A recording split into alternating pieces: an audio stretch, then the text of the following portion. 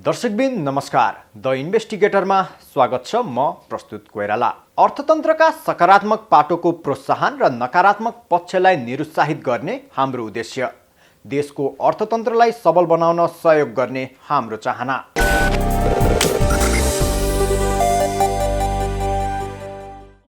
सरकारले विगतको समयदेखि नै हालसम्म बजेटको प्राथमिकतामा राखेको वस्तु विनिमय बजार अर्थात् कमोडिटी मार्केट भनेको के हो र हरेक वर्ष प्राथमिकतामा पर्नु तर कार्यान्वयन हुन नसक्नुको कारण के हो? सन् 2005 देखि सञ्चालनमा आएको वस्तु विनिमय बजारको नियमनकारी निकायले नियमन गर्न नसक्नु कसको कमजोरी हो? वस्तु विनिमय बजार सम्बन्धी विधेयक पारित भएसँगै कमोडिटी बजारको थप विकास र यसमा रहँदै आएका कमी कमजोरीहरूको समाधानका लागि बाटो खुल्ला भएको छ। तर बाटो खुल्ला भए तापनि बोर्डको सहकार्य र मन्त्रालयको ढिला सुस्तीले गर्दा हरेक वर्ष भाषणमा मात्र वस्तु विनिमय बजार सीमित रहेको छ। यो बजारमा वस्तुहरूको करारमा कारोबार हुने गर्छ। क्रेता र विक्रेता बीच भविष्यमा वस्तु किन्न वा बेच्नका लागि वस्तुको मूल्य, परिमाण, गुणस्तर तथा हस्तान्तरण मिति उल्लेख गरी तयार गरिएको करारलाई वस्तु करार भनिन्छ। यस्ता करारको भौतिक हस्तान्तरण तथा नगदमा समेत रापसाप हुने व्यवस्था हुन्छ। यस्तो किसिमको करार कारोबारका लागि कमोडिटी एक्सचेन्ज अर्थात् वस्तु विनिमय बजार सूचीकृत गरिएका हुन्छन्।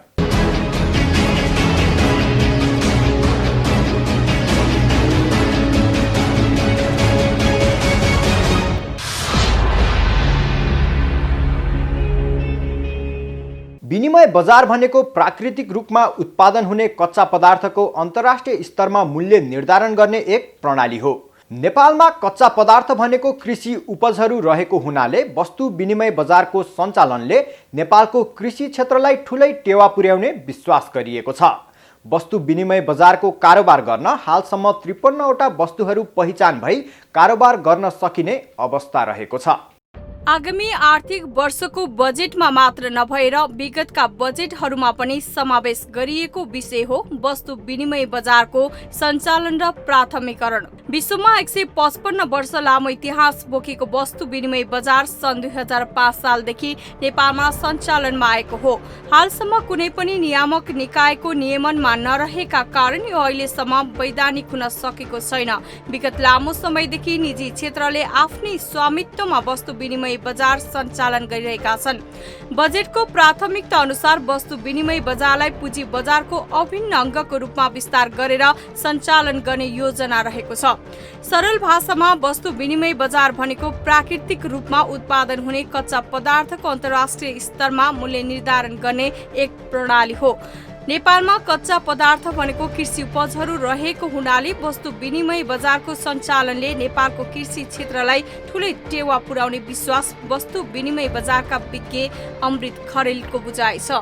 वस्तु विनिमय बजारको पूर्वाधार निर्माण गरेर नियामक निकायद्वारा सञ्चालन गर्दा नेपालले उत्पादन गरेको कच्चा पदार्थको मूल्य अन्तर्राष्ट्रिय बजारमा सोही मूल्यमा कारोबार गर्न सकिनेछ, जसले गर्दा कृषिमा रहेका अन्तर्राष्ट्रिय बिचौलियाहरू निष्क्रिय हुने धारणा पनि विज्ञ खरेलको छ। वस्तु विनिमय बजारको सञ्चालनले नेपालमा आम लगानीकर्ता, कृषि उपज फैलाउने किसानहरू र समग्र राष्ट्रिय अर्थतन्त्रलाई सकारात्मक असर पार्ने देखिन्छ।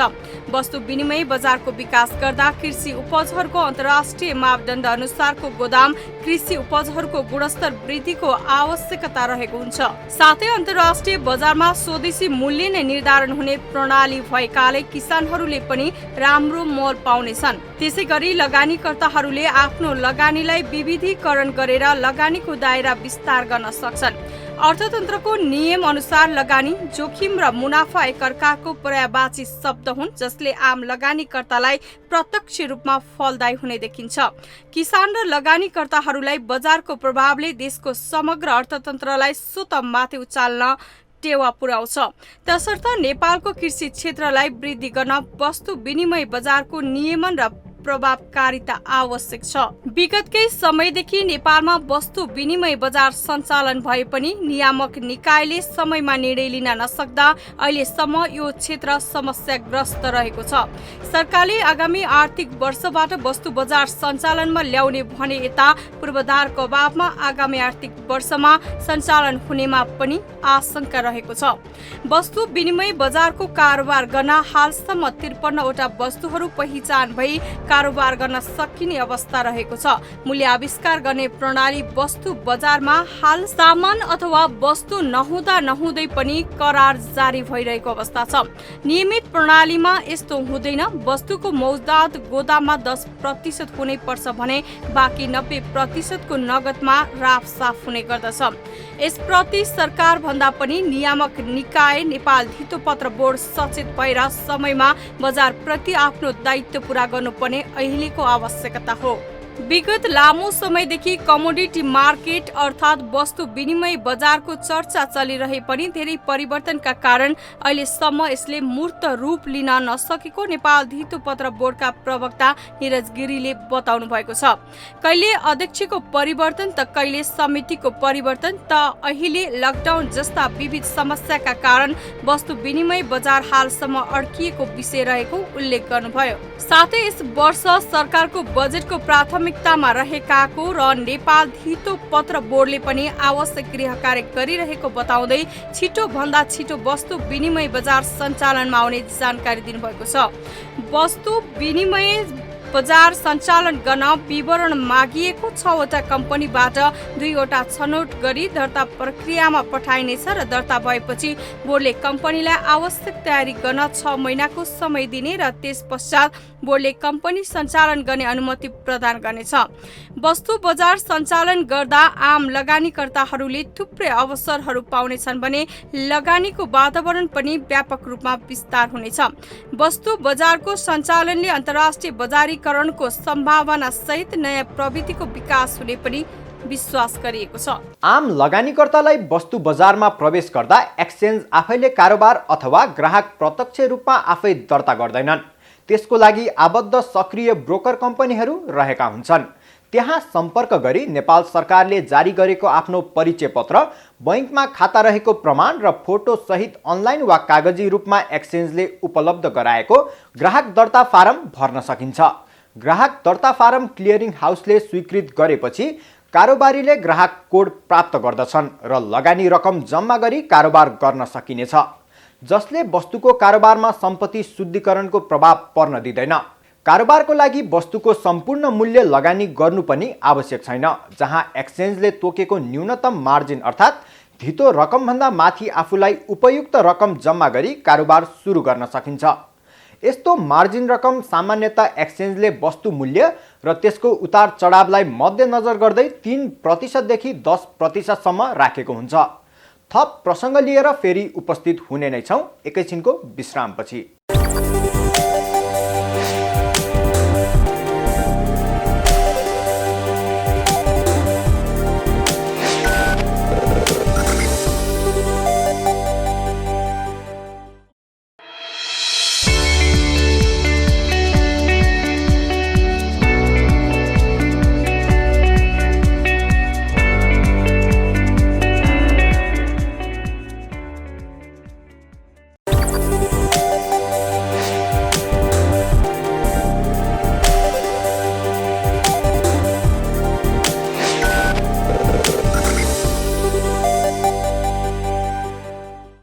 ब्रेकपछि पुनः स्वागत छ। दर्शकबिन, हामी वस्तु विनिमय बजार सम्बन्धी जानकारी गराउँदैछौँ।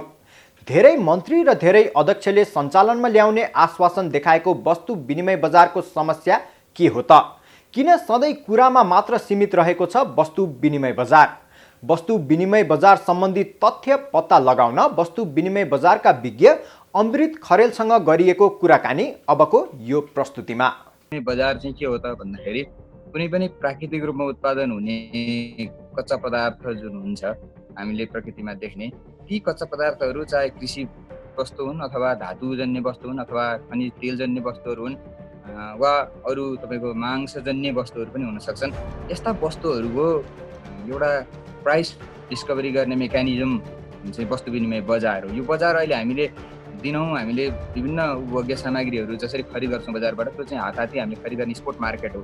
यो वस्तु विनिमय बजारमा चाहिँ त्यही स्पोट मार्केटमा हुने कारोबारलाई हामीले यसलाई करारको रूपमा परिणत गरेर वस्तुको मूल्यमा हुने उतार चढाव जुन छ त्यो उतार चढावबाट हुने जुन रिस्क छ त्यो जोखिमलाई हस्तान्तरण गर्नको लागि प्राइसमा हुने फ्लक्चुएसन जुन छ प्राइसको भोलाटिलिटी, त्यो भोलाटिलिटीको आधारमा गरिने त्यो वस्तुको मूल्यमा हुने उतार चढावबाट हुने नाफा वा त्यसबाट हुन सक्ने नोक्सानी जुन छ त्यसको जोखिम स्थानान्तरण गर्नका लागि करारमा परिणत गरेर यो चाहिँ तपाईँको एक्सचेन्ज मार्फत, अहिले जसरी स्टक एक्सचेन्ज मार्फत पुँजी बजारमा विभिन्न सेयरको कारोबार हुन्छ त्यस्तै तपाईँको वस्तुको तपाईँसँग जति परिमाणमा वस्तु छ त्यसलाई कन्ट्र्याक्टमा परिणत गरेर वस्तु चाहिँ तपाईँको डाइरेक्ट फिजिकल गुड्सको भन्दा पनि त्यसको करारको चाहिँ कारोबार गर्ने बजार हो। म तपाईँलाई उदाहरण दिन चाहन्छु। अदुवा एउटा नेपालको एउटा अत्यन्त राम्रो नेपालले निकासी गरिरहेको वस्तु हो। नेपाल विगत केही वर्ष अगाडि चाहिँ नेपाल एउटा लार्जेस्ट प्रड्युसर थियो अदुवाको भने यो तेस्रो चौथो मुलुक यो चाहिँ लार्जेस्ट प्रड्युसरको दोस्रो तेस्रो चौथोमा परिरहन्छ। तर हाम्रो अदुवाको के समस्या छ भन्दा हामीले त्यसलाई एउटा फिनिसिङ प्रोडक्ट गरेर एउटा साँच्चीकै वासिङ फेसिलिटी सहित एउटा राम्रो प्रोडक्टको रूपमा अन्तर्राष्ट्रिय बजारमा लान नसक्नाले बल्कमा त्यो अदुवा इन्डिया जान्छ अनि इन्डियाबाट तपाईँको चाहिँ इन्डियन प्रोडक्टको रूपमा बाहिर अरू वर्ल्ड मार्केटमा गइरहेको छ। त्यस्तै हाम्रा अलैँची भए, यसै गरी हाम्रा चाहिँ तपाईँका चाहिँ अरू पनि केही बहुमूल्य वस्तु यो नगदे बालीहरू छन्, अब तपाईँको यार्सा गुम्बै भन्नुहोस्, यस्ता प्रोडक्टहरू हामीले आइडेन्टिफाई गरेर विभिन्न बहुमूल्य वस्तु कृषि प्रोडक्ट र सँगसँगै अन्न उत्पादनमा पनि हाम्रा चाहिँ जुन अन्न बालीहरू छन् ती अन्न बालीको सँगसँगै तरकारी बाली यस्ता बालीहरूको नेपालबाटै मूल्य चाहिँ आविष्कार गर्ने, नेपालले नै तोकेको मूल्य अन्तर्राष्ट्रिय बजारमा त्यो मूल्य कायम हुने अवसर यसले एउटा प्रदान गर्ने हुनाले यसले उत्पादकलाई चाहिँ यसले नाफा एउटा तपाईँको चाहिँ बचतको वातावरण सिर्जना गर्छ। दोस्रो, लगानीकर्तालाई यहाँले भन्नुभयो जस्तै के गर्छ त यसले भन्दाखेरि अहिले नेपालका लगानीकर्ताले अहिले विभिन्न प्रोडक्टहरूमा पोर्टफोलियो म्यानेज गर्दाखेरि अब सेयरमा लगानी गरिरहनु भएको छ, कसैले रियल इस्टेटमा लगानी गरिरहनु भएको होला, कसैले तपाईँको चाहिँ अब करेन्सीमा पनि अब विभिन्न ब्याङ्कहरूले आफ्नो करेन्सीको फरेन जुन रिजर्भ छ त्यसलाई मेन्टेन गर्ने क्रममा फरेक्स डेरिभेटिभ्सहरूको चाहिँ तपाईँको त्यसमा चाहिँ स्वापको प्रयोग गरिरहनु भएको हुन्छ, करेन्सी स्वापको। र यी सबै प्रोडक्टहरूको चाहिँ जति हामीलाई मूल्यमा हुने जोखिम जुन छ यो निर्यातकर्ताको लागि, त्यो आयातकर्ताको लागि, यो जो उत्पादकको लागि, सबैको लागि यसले चाहिँ हित प्रदान गर्छ। र मूलतः लगानीकर्तालाई पनि यस्ता प्रोडक्टहरूमा हुने जोखिम र यसको मूल्यमा हुने उतार चढावबाट सर्ट टर्म गेन गर्नको लागि एउटा तपाईँको चाहिँ बजारको रूपमा यसमा पनि लगानी गर्ने। मानिलिनुहोस् तपाईँको गहुँमा लगानी गरेको कुनै लगानीकर्ताले गहुँको मूल्यमा राम्रो बढोत्तरी भयो, उसले त्यो कन्ट्र्याक्ट कारोबार बेच्यो र गहुँबाट नाफा आर्जन गर्न सक्यो। धानको कन्ट्र्याक्ट किन्यो अथवा तपाईँको सुनकै कन्ट्र्याक्ट किन्यो र यसरी सुन वा तेल अथवा यी विविध वस्तुको अन्तर्राष्ट्रिय बजारमा जुन मूल्यमा उतार चढाव हुन्छ त्यो उतार चढावबाट यसको प्राइस चाहिँ तपाईँको चाहिँ बढ्दाखेरि, त्यो प्राइस बढ्दाखेरि उसले किनेको कन्ट्र्याक्ट उसले खरिद गरेको जति परिमाणको वस्तु छ त्यसमा मूल्य बढ्दाखेरि हुने नाफा उसले चाहिँ यो करारको बिक्रीद्वारा हासिल गर्न सक्छ। त्यसकारण यो चाहिँ तपाईँको सर्ट टर्म एउटा के भन्दाखेरि स्पेकुलेटिभ मार्केटको रूपमा पनि सर्ट टर्म लगानीकर्ताले के हासिल गर्न सक्छन् भने लङ टर्ममा यसले चाहिँ हेजिङको फेसिलिटी प्रोभाइड गर्छ। यो चाहिँ उत्पादकहरूलाई, फार्मरहरूलाई तपाईँको चाहिँ के भन्दाखेरि बहुवर्षीय यो बालीको चाहिँ योजना गर्न सहयोग गर्छ र यसमा तपाईँको वेयरहाउसको फेसिलिटी पनि अनिवार्य यसको चाहिँ एउटा पार्ट भएको हुनाले गोदाम घरको संयन्त्र यसले विकास गर्छ। गोदाम घर भइसकेपछि तपाईँको के हुन्छ भन्दाखेरि कृषकले जति प्रोडक्ट आफ्नो छन् त्यसलाई गोदाम घरमा राख्न सक्ने, गोदाम घरबाट रिसिप्ट लिन सक्ने र त्यो रिसिप्टको आधारमा ब्याङ्कबाट लोन लिन सक्ने यो चाहिँ फेसिलिटी यसले प्रोभाइड गर्छ। त्यसकारण यो चाहिँ कृषिलाई जोड्नको लागि अब अहिले स्वाधीन अर्थतन्त्रको जुन हामी कुराहरू गरिरहेका छौँ र जसरी नेपाल अहिले तरकारी लगायत अरू कृषि बालीमा पनि आयातित चिजमा चाहिँ निर्भर हुनु परिरहेको छ, त्यसलाई क्रमशः विस्थापन गरेर लैजानको लागि यो एउटा चाहिँ अत्यन्त महत्त्वपूर्ण बजार हो। अहिले कोरोनाको यो जुन महामारी आयो, यो महामारी पछि त अब के देखियो भन्दा हामी आत्मनिर्भर अर्थतन्त्र नहुने हो भने अब विश्वव्यापीकरणको पहिलाको जुन खालको लहर थियो त्यसबाट मात्रै सधैँ हामी आयातित वस्तुमा निर्भर हुँदा हामीलाई विभिन्न खालका यस्ता पेन्डेमिकहरूको जोखिम हुँदो रहेछ। त्यसकारण हामीले हाम्रो कृषि बजारलाई अब फस्टाउनको लागि पनि वस्तु विनिमय बजारलाई अगाडि बढाउनुको विकल्प छैन गइरहेको। धितोपत्र बोर्ड वास्तवमा यसको सम्पूर्ण रूपमा कानुनले अधिकार सम्पन्न निकायको रूपमा यसको नियामकको रूपमा तोकिएको छ। अब नियामक निकायले चाहिँ यसमा आँट गरेर उसले निर्णय गर्ने, उसले चाहिँ अब अघि बढाउने हो भने यो केही वर्ष अगाडि नै यो सञ्चालनमा आइसक्थ्यो। तर नेपाल धितोपत्र बोर्ड चाहिँ कानुनी रूपमा चाहिँ नियामक तापनि सारमा उसले फेरि यसको सम्पूर्ण फाइल चाहिँ तपाईँको अर्थ मन्त्रालयमै फरवार्ड गर्ने, अर्थ मन्त्रालयमा अर्थमन्त्रीको संयोजकत्वमा उच्च स्तरीय वित्तीय समन्वय समिति छ, त्यही समितिमा त्यसलाई चाहिँ पठाउने र समितिले चाहिँ यसमा अर्थमन्त्रीले नै यसमा चाहिँ निर्णय नदिने, यो चाहिँ अलमल्याइराख्ने अवस्था भएको हुनाले खासमा यो 3-4 वर्षदेखि यो आउन सकेको छैन। अब यसरी नियामकको अकर्मण्यताकै कारण भनौँ, अब मैले दुःखका साथ भन्नुपर्छ, नियामकले साँच्चीकै यसमा चाहिँ एउटा उहाँहरूले टाइमली निर्णय, प्रुडेन्ट एउटा चाहिँ निर्णय र एउटा प्रोएक्टिभनेस देखाउन सक्नुभएको भयो। यो बजार चाँडै आउँथ्यो। अब यो नगरिदिएको हुनाले के भइरहेको छ भन्दाखेरि यो आलटाल भइरहेको छ र अहिलेको स्थितिमा यति समय हामीले लिइसकेपछि मूलतः हामीले अब ध्यान दिनुपर्ने कुरा के हो भन्दा वेयर हाउसको संयन्त्र कसरी विकास गर्ने र यसलाई एउटा चाहिँ तपाईँको अर्डर म्याचिङ इन्जिन सहितको चाहिँ एउटा अटोमेटेड एउटा यसको चाहिँ सफ्टवेयरको जुन व्यवस्थापन गर्नुपर्ने जरुरी छ, ती सफ्टवेयरहरूको गुणस्तरीयताका कुरा र भोलि नियमन गर्दाखेरि रियल टाइम सर्भिलेन्स गर्नुपर्छ। प्रत्येक कारोबार तपाईँको चाहिँ जति हुन्छन् ती कारोबारको अनलाइन सुपरिवेक्षण गर्न सक्ने गरी पहिला त नियामकसँग पनि त्यो सफ्टवेयर लगायतका सुविधाहरू हुनु पर्यो प्राविधिक। त्यसकारण यी कुरामा धितोपत्र बोर्ड आफै अपग्रेड हुनु जरुरी छ। त्यसकारण अब यही आर्थिक वर्षमा यो चाहिँ उहाँहरूले सोचे जस्तै गरी ल्याउन सक्नुहोस् भन्ने मेरो शुभकामना छ। तर पूर्वाधारको रूपमा जति हुनुपर्ने तयारी त्यो नभएको देख्दाखेरि म चाहिँ फेरि पनि यो आर्थिक वर्षमा पनि उहाँहरूले भन्नुभएको जस्तै आउने अवस्था कतिसम्म सम्भव होला भन्नेमा अझै पनि म आशंका नै गर्ने स्थिति देख्छु।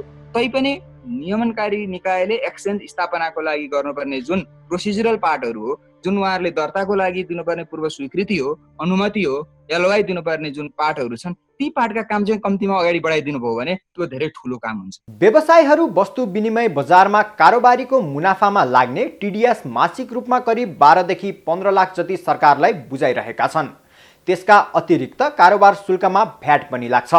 हाल कारोबारीको मुनाफामा 10% टिडिएस लाग्ने गरेको छ, जुन वास्तवमा पुँजीगत लाभकर हो र यो अन्य मुलुकको तुलनामा अधिक पनि रहेको व्यवसायीहरू बताउँछन्। नेपाली शेयर बजारमा पनि 5% मात्र लाग्दछ।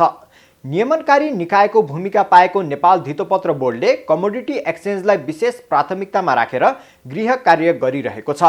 वस्तु विनिमय बजार सम्बन्धी जानकारी आदान प्रदान गर्दै नेपाल धितोपत्र बोर्डका प्रवक्ता निरज गिरीसँग गरिएको कुराकानी अबको यो प्रस्तुतिमा। मोडालिटी कसरी हुन्छ भन्दाखेरि अहिले हाम्रो ऐनको व्यवस्था अनुसार चाहिँ नि यो जो 6 वटा छ त्यसमध्ये अब हाललाई बोर्डले चाहिँ 2टालाई दिने भनेको, त्यसलाई इभ्यालुएसन गरेर हामीले यो लेटर अफ इन्टेन्ट दिन्छौँ हैन। लेटर अफ इन्टेन्ट दिइसकेपछि उहाँहरूले चाहिँ कम्पनी इस्टाब्लिस गर्नुहुन्छ र कम्पनी इस्टाब्लिस भइसकेपछि त्यो कम्पनी रजिस्टर कार्यालयमा दर्ता हुन्छ र कम्पनी रजिस्टर कार्यालयमा दर्ता भइसकेपछि फेरि अपरेसनको लागि उहाँहरू बोर्डमा चाहिँ अनुमतिको लागि आउनुहुन्छ र बोर्डले चाहिँ नि अनुमति दिइसकेपछि उहाँहरूलाई चाहिँ नि ऐनले र ऐन अन्तर्गतको नियमले 6 महिनाको समय दिएको छ आफ्नो तयारीहरू पुरा गरेर र त्यो 6 महिनाको अवधिभित्र चाहिँ तयारीहरू गरेर उहाँहरूले सञ्चालनमा चाहिँ ल्याउनु पर्ने भन्ने त्यो व्यवस्था भएको हुनाले त्यो अनुसार चाहिँ नि जान्छ। र अहिले वास्तवमा यो लामो अवधिदेखि चाहिँ हामीले भनौँ न यो एप्लिकेसनहरूमा चाहिँ नि स्टडीहरू गरेको र त्यसमा मुख्य रूपमा अब कसरी अगाडि बढ्ने भन्ने चाहिँ अलिकति भनौँ न हाम्रो यो चेन्जेसहरू अब अध्यक्षज्यू चेन्ज हुनुभयो हैन, त्यसपछि गएर हाम्रो बोर्ड मेम्बरहरू चेन्ज हुनुभयो, त्यसपछि गएर यो लकडाउन आयो, यी सब कारणले गर्दाखेरि चाहिँ नि ढिलो भइरहेकोमा वर्तमान अध्यक्षज्यू आउनु भएपछि अब यसलाई चाहिँ अगाडि बढाउनु पर्छ भनेको हुनाले यो अनुसारको चाहिँ नि यसको यो इभ्यालुएसन गर्नको लागि चाहिँ नि बोर्डको सदस्यको संयोजकत्वमा एउटा समिति गठन भएको थियो र त्यो समितिलाई फेरि एक्टिभेट गरेर अब चाहिँ भनौँ न यसलाई अगाडि बढाउनलाई आवश्यक तयारीहरू भइरहेको छ। यो कस्तो हो भने तपाईँको कमोडिटिज भनेको चाहिँ नि भनौँ न अब एउटा इन्भेस्टमेन्टको एउटा एभेन्युज हो हैन। जस्तै हामी भनौँ न यो पुँजी बजारमा अथवा हामीले इन्भेस्टमेन्ट गर्दाखेरि चाहिँ नि all your eggs in a basket भन्छौँ र पोर्टफोलियोलाई डाइभर्सिफाई गर्नुपर्छ, विभिन्न औजारहरूमा चाहिँ हामीले लगानी गर्नुपर्छ भनेर हामीले भनेका हुन्छौँ हैन। त्यही कन्टेक्स्टमा चाहिँ नि यसले चाहिँ नि एउटा अर्को ढोका चाहिँ खोलेको हुन्छ। किनभने भनौँ न जस्तै अब स्टक मार्केटमा राम्रो पर्फर्मेन्सहरू नहुँदाखेरि कमोडिटिजले पर्फर्मेन्स गरे हुनसक्छ अथवा ब्याङ्किङ सेक्टर अथवा भनौँ न अब डिपोजिटको एउटा हुनसक्छ भनेको विभिन्न एभेन्युजहरू अथवा लगानीकर्ताहरूले आफ्नो पोर्टफोलियो मिलाउनको लागि भनौँ न त्यो कन्टेक्स्टमा यो चाहिँ नि अब एउटा लगानी गर्ने चाहिँ नि एउटा अर्को बाटो हो जसबाट चाहिँ भनौँ न जसरी अब यो स्टक मार्केट र कमोडिटिज मार्केटमा चाहिँ नि फन्डामेन्टल एउटै हो हैन, तर के भन्दाखेरि तपाईँको यो स्टक मार्केटमा चाहिँ लिस्टेड कम्पनीजहरू हुन्छ, लिस्टेड कम्पनीजको स्टकमा कारोबार हुन्छ। ती लिस्टेड कम्पनीजहरू देशभित्र नै अब अहिलेको हाम्रो कन्टेक्स्टमा यी नै हुन्छन् र तिनीहरूको चाहिँ स्टकको कारोबार हुन्छ। कमोडिटिजमा चाहिँ नि स्टकको जस्तो भन्दा पनि यो चाहिँ डेरिभेटिभ्सहरू अथवा फ्युचर्सहरूको जस्तो कारोबार हो भने यसमा चाहिँ नि भनौँ न कमोडिटिज भन्न साथै जुनसुकै पनि वस्तु हुनसक्छ र अहिले चाहिँ हामीले ऐन र नियमले केही वस्तुहरूलाई मात्र कारोबार हुने गरी चाहिँ व्यवस्था गरेको छौँ। जस्तै त्यसमा भनौँ न अब तेलहरू हुनसक्छ, केही एग्रो प्रडक्ट्सहरू हुनसक्छ, त्यस्तै गरेर अब गोल्ड अथवा भनौँ प्रेसियस मेटल्सहरू त्यो गरेर चाहिँ नियममा व्यवस्था गरेको हुनाले तिनीहरूको कारोबार हुन्छ र त्यसको कारोबार भनेको चाहिँ नि त्यसको जुन फ्युचर्सको रूपमा चाहिँ नि कन्ट्र्याक्ट्सहरू हुन्छ त्यो कन्ट्र्याक्ट्सको चाहिँ कारोबार हुन्छ। त्यसैले वास्तवमा हामीले हेर्दाखेरि चाहिँ नि अझै यो कमोडिटिजको कारोबार चाहिँ अझै हाइली टेक्निकल हुन्छ। किनभने अघि मैले भने नि यता इक्विटीमा अथवा हामीले स्टक मार्केटमा हेर्दा सबै चिज यहीँ हुन्छ भने त्यसमा चाहिँ नि कम्पनीहरू भन्दा पनि त्यसमा कमोडिटिजको भएको हुनाले त्यो कमोडिटिजको र त्यो कमोडिटिजलाई चाहिँ इन्टरनेसनल प्राइसले भनौँ न अन्तर्राष्ट्रिय रूपमा त्यसको प्राइसले चाहिँ इम्प्याक्ट गर्ने हुनाले र अन्तर्राष्ट्रिय बजारहरू अब भनौँ न एउटा टाइम डिफरेन्समा पनि चल्ने हुन्छ यिनीहरू होइन। जस्तै अब विकसित मुलुकहरू अमेरिका अथवा लन्डन अथवा भनौँ न विभिन्न जस्तै अब कुनै एउटा कमोडिटिजको प्राइस अब अमेरिकाको एक्सचेन्जकोबाट हुनसक्छ भने कुनै साउथ अफ्रिकाको होला, कुनै चाहिँ लन्डनको मेटल एक्सचेन्ज भन्ने लन्डन मेटल एक्सचेन्जको हुन्छ। त्यहाँ भइरहेको कारोबारको प्राइसको आधारमा चाहिँ प्राइस फर्मेसनहरू पनि भइरहने हुनाले यो चाहिँ हाइली टेक्निकल र हाई चाहिँ रिस्क छ। तर पनि भनौँ न यसले चाहिँ नि अब लगानीकर्ताहरूलाई लगानी गर्दाखेरि लगानीको विविधीकरण गर्न एउटा अर्को चाहिँ नि बाटो चाहिँ यसले खोलेको हुन्छ। अहिले करिब 5 देखि 6 हजारको सङ्ख्यामा लगानीकर्ताहरू रहेका छन् भने मासिक रूपमा 30,000 देखि 40,000 लटसम्म कारोबार हुने गरेको छ। विगत 10 वर्षदेखि यो बजारमा केही मानिसहरू लागिरहेका छन् र केही समय अघि यस बजार सम्बन्धी विधेयक संसदबाट पारित भएको छ र आगामी आर्थिक वर्षको बजेटको प्राथमिकतामा पनि परेको छ। यो प्रक्रियाले नै वस्तु बजार नेपालको लागि आवश्यक छ भन्ने कुरालाई प्रष्ट पारिसकेको छ। विकसितदेखि विकास उन्मुख सबै देशहरूमा सञ्चालनमा रहेको र देशको अर्थतन्त्रलाई नै टेवा पुर्याउने किसिमको बजारको रूपमा यसलाई विकास गर्न सकिनेछ। नेपाल कृषि प्रधान देश हो, यद्यपि किसानले सही मूल्य पाइरहेका छैनन्। अर्कोतर्फ उपभोक्ता महँगो मूल्य तिर्न बाध्य भएका छन्। हामीसँग त्यसको थुप्रै उदाहरणहरू छन्, चाहे त्यो अलैँची, अदुवा होस् वा उखु किन नहोस्।